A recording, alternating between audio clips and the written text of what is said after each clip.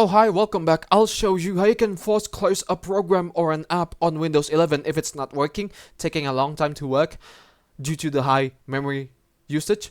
So let's say if you want to close this Chrome app, the internet browser, all you have to do now is to right click on the Windows or the start icon and then head over to Task Manager, click on it, click on details.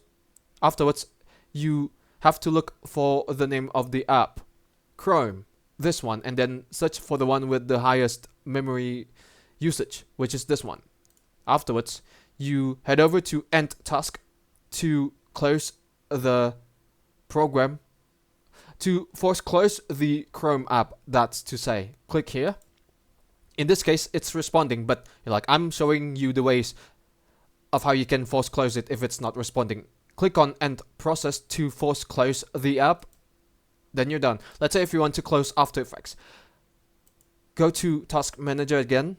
Afterwards, you look for the icon, which is this one. Icon of the program, which is the same as this one. Click on it. Click on End Task. Click on End Process. If you want to close CorelDRAW, go back to Task Manager. Look for the icon. Click on End Task and then click on End Process to close it.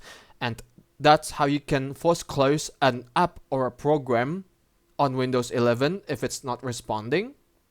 It can do so well with the performance of your CPU because the memory usage is shortened down. Thank you for watching. Do drop a like if you enjoyed the video and don't forget to subscribe to the channel. But for me, it's good day. Ciao!